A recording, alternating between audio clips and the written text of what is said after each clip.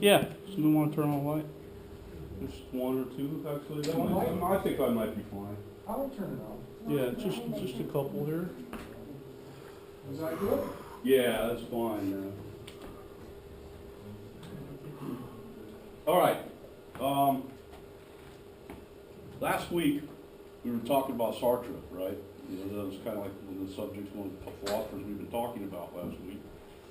And there was a moment when we were kind of talking about him sitting at an occupied Paris, France cafe, and looking at people.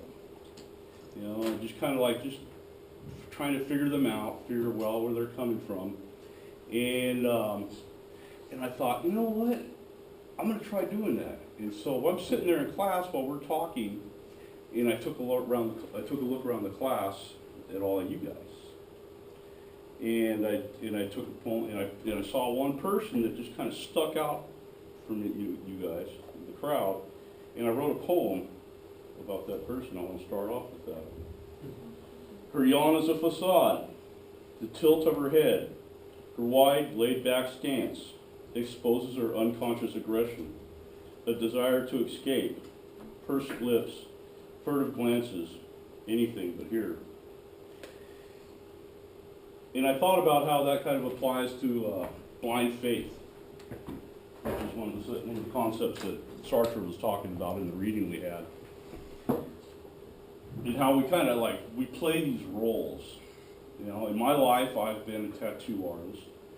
I've been a construction worker, you know, and now I'm a student. And I'm just playing a role, but is that who I am? I don't think so. I've been a lot of different things in my life, but it's all been me. You know, an ever-changing, ever-evolving person of who I am. You know, and whenever I try to sit there and I try to pull myself into I gotta fit myself into this little cube of existence, I'm lying to myself. You know, I don't even know that I'm lying to myself. It's like I'm bullshitting myself straight out. And so I have to step back.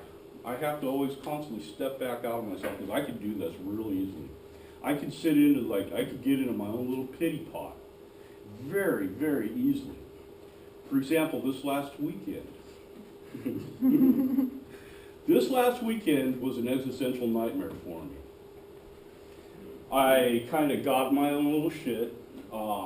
This week for me is what you might call a perfect storm. I have a lot of things going on in all my classes, this presentation being one. And I started really feeling sorry for myself. And I started thinking, I can't stand this. I don't like this. And then the readings of what we were reading about in Sartre, like freedom and responsibility, which basically comes down to our making choices for ourselves. They started to resonate in my mind. I started thinking, oh my God, I'm making the choice to feel this way. I'm making this choice to feel it. I started coming down on myself. And then it's like it goes on, you know, in the readings, like, you know, when you make your choice, you have to live with that freedom. That freedom is anguish. And I was going, man, I am suffering the anguish wholeheartedly. I mean, it was in my core.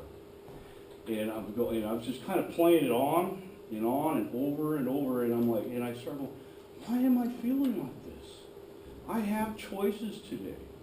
I have to live with my choices, every single one that I make. And I've made a lot of choices in my life. You know, do they matter to me today? All the crap I've done in my past?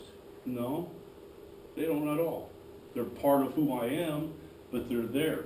I can't change them. I have to live with that. Sartre, like I said, he lived in Paris, France when it was occupied, and he kind of debated about the war, you know, and he said, you know what, I am responsible for this war, as much as any of the politicians, as much as any of the soldiers going out there, because I have decided that this is the way I've got to live. I could go and live in any other way. I could choose any other thing, but I choose this existence. And so therefore, I am as responsible for this war, World War II, as any of these other people here that are, dealing with it. And that's basically the way we have to live our lives. We have to accept responsibility. We have to accept the guilt for just being who we are. And if we don't do that, all we're doing is we're living in blind faith. We're bullshitting ourselves, and that's no way to live. Because that's, to me, in my opinion, that's living a false life. And that's it. Thank you very much.